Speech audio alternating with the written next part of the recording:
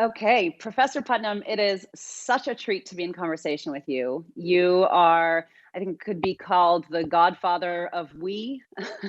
You've deeply shaped my generation of community builders. It's hard to believe that this year marks the 20th anniversary of the acclaimed and epic and field-changing book, Bowling Alone. I grew up as a student of public policy and organizational design, Bowling Alone being very much a Bible of my generation.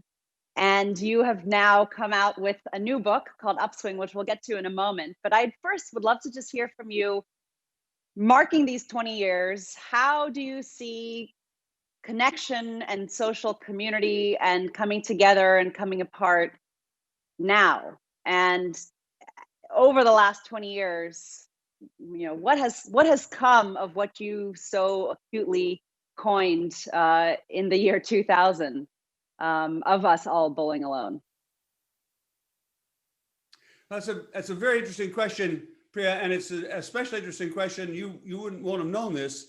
Simultaneously with this new book, which is called The Upswing, Simon & Schuster is publishing also a 20th anniversary of Bowling Alone, and in that 20th anniversary edition, I have occasion to reflect on the very questions you're asking. That is, I in the preface and in the afterword to this 20th anniversary edition, I reflect myself on what we've learned and was I right or was I wrong, and a little bit about the experience I had. It was a remarkable ride, actually, speaking personally, because it wasn't that I was particularly smarter than anybody else, but I had just stumbled upon in some data what lots and lots of Americans knew in their own lives, that they were not as involved in community life as their parents had been. Their mom had been in Adasa and they weren't, and they felt a little guilty about that. And then along comes this Harvard professor who says, it's not just you, it's the whole darn country. And that, I think, is mainly why the book caught on. And in retrospect, we went back over a lot of the evidence. And in retrospect, I think I was mostly on target in my projections. They've mostly continued, not everyone, but mostly. But of course, the big question that everybody wants to ask is, how about the internet? And that is an interesting question because Bowling Alone was written 6 or 7 years before social media. So in the afterword to the book, we spent a lot of time trying to understand, the way we put it is TikTok as good as bowling leagues for connecting? That is, has TikTok simply replaced bowling leagues? We can do without bowling leagues now and get along with TikTok. And then, of course, in the middle of all this, the whole world began a random experiment on exactly that question. In the middle of when I was trying to reflect on it, the virus arrived, and therefore we were all trying to figure out, is TikTok as good as bowling leagues? In some respects, the evidence suggests that face-to-face is really important, actually. And in other respects, of course, it's not the same thing as I use TikTok because I don't know about you, but Priya, but I am about 80 years too old to even know what TikTok is, but I have grandchildren. I think you could do a really viral. I think you could do a really viral TikTok launch video for the Upswing. Then you could sell all the books, you and your grandchildren. We're working on it. But so I'm trying to get quickly to your question. It was a question you had no idea that I was going to be able to answer, which is how, what does it look like looking back? I would say, and so I'm now actually trying to answer the question, in a way, is TikTok as good as, or better than, or not so good as bowling leagues? That it's wrong to think about virtual and real worlds as if they were two separate worlds. It's wrong to think that we can either have virtual or face-to-face, because most of our networks nowadays are combined. If you think about your own personal networks, most of them combine face-to-face ties. You see people all the time, but they also include, email or God knows what other sort of social media. And what that is telling us is that virtual ties, TikTok, and real ties, that is face-to-face, and almost everybody even people who are on TikTok also are connecting with those same people face-to-face. So we're living not in a world either or, we're living in a both and world. That's the first thing I'd say. And the second thing is, if you look back at the history of the last 25 years, it's clear that what the internet will do, we're in charge. I mean by that, technology is not some strange force out there that's forcing itself on us. So that it's not, I don't believe at all in technological determination. I don't mean that, I mean, it does, you know, it's not. It's a tool. There's some God that says, okay, we're going to have TikTok or we're going to have Facebook or whatever. Those events are responding to our choices, but also we, by what we choose to watch and choose not to watch, we have control. So I think this has been an extremely interesting period. And I basically think that we've sort of been correct in the basic argument of bowling alone, but there's been a lot that's new. That's the bottom line answer to the good question you began with, Priya.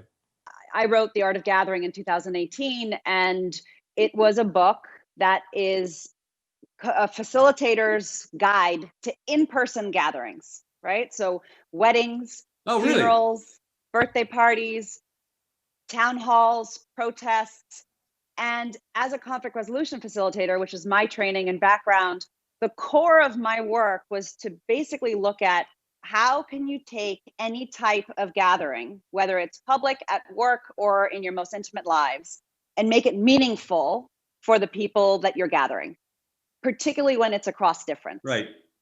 And the most common question I was asked pre-COVID at any speaking engagement was, do these rules apply online?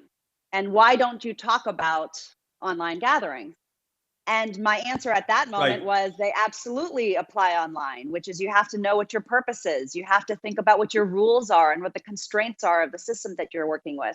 And it's an experiment in togetherness. And I think one of the things that I found this spring, to kind of use your language, is we can absolutely gather online using Zoom, using other technologies when we're thoughtful about it. It's very good for bonding, but not very good for bridging. Yes, exactly. And I think one of the elements of the pandemic is it's actually deeply threatening what you would call bridging associations, where people gather with their fellow citizens, where we run into people at the park or in the library or in these public spaces. And I think that's one of the biggest dangers that is very difficult to replicate online, in part because of the way that the rules of Twitter and the self-selection of Instagram and even the viral videos in TikTok spread. If you forgive me, that's actually relevant also, or there's another way of looking at that in terms of this other book that I'm with Shailene Romney-Garrett, I'm publishing this week, in fact, which is called The Upswing. And the new book, The Upswing, from one point of view, it just does two things. It widens the time span over which we're looking. So it's the upswing looks at the period, last 125 years, from the turn of the 20th century, roughly 1900, to now. And it widens, and it looks at not just social capital, but it also looks at income inequality, at political polarization, and at cultural, I would say, narcissism, or self focus on the I rather than the we. And the core finding, it's so easy to describe, it seems almost too simple, is that over the course of the 20th century, there was one big curve that starts off with quite low social capital, high polarization, high inequality, great self-focus. A period much like our own, actually. And then that rises steadily until the 1960s, the middle of the 1960s, with every year, Americans becoming more equal, more cooperative, more connected, more focused on what they had in common, and less focused on their own self-interest. And then, amazingly, simultaneously, all of these measures, the measures of income inequality, of political polarization, of joiningness, connection, like both connections of this, like Rotary clubs, but also connections like family, within the family, all sorts of connections, and also a focus on, the degree to which we're focused on ourselves or on the community, all of those variables turned sharply down. And for the last 50 years, basically, since the middle 60s, we've been going steadily downhill. And we, in the book, call that the I curve. We start off with a very I-focused America in 1900. We rise steadily to a very we-focused America in the middle 60s. And then we fall sharply, and we're back now, actually, at just about the same point that we started. You have this, just to let the audience kind of get even a better sense of this, you have this beautiful introduction where for 20 pages, the reader thinks you're describing today, right? We've never been more politically polarized. We've entered a gilded age. The stock market and actually wage have never been separate. And I was sitting there kind of wringing my hands and reading along. And then at the end you say, and this was the year 1898. And it was this lovely surprise and reframe. Part of what I found so both interesting and promising for where we are right now as a country is what does it actually mean to be a we? And what does it actually mean to be a we in a deeply diverse as well as unequal society? And I thank you for your work and for the conversation today. And it's a pleasure to be with you. Can I just add one more? I know that I know that first of all, I'm overcome by this way, and that's surely the right way to end our conversation. But I do want to say one thing that maybe ties us a little bit more to the larger focus of the American Jewish community that is which is his part, and that is that the issue of what counts as we, and how the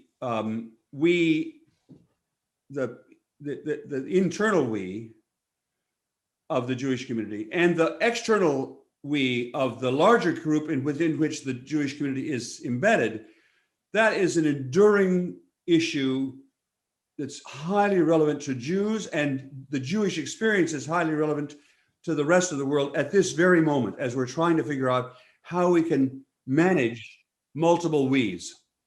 But one of the things when I wrote The Art of Gathering, I interviewed over 100 different types of people, creating all types of experiences for groups. And at some point I had to stop including all of my Jewish characters, because Jewish communities know how to gather. It's embedded in the ethos of the, of the text, of the culture, of the, and I think I've learned so much from many types of Jewish leaders all across the spectrum, because it is a core moral responsibility to take and contest it and take it seriously and ask who is we now, and who and how do we fight for the largest we possible. I couldn't agree more. And I think people's histories are complicated. I'm Jewish, but I converted to Judaism almost 60 years ago, and I've actually raised my family is all my kids are Jewish. All my grandchildren have been bar mitzvah or bat mitzvah. So I have a kind of a slightly unusual perspective on Judaism. I really do think, stepping now outside a little bit my own Jewish identity, I really do think many, I would say ordinary Jews by birth, don't quite realize how valuable the lessons that the Jewish community could convey to the rest of the country, the rest of the world, about bridging and bonding and how you make them work together. Well, it's been a great pleasure, actually. Thank you for the conversation and your work.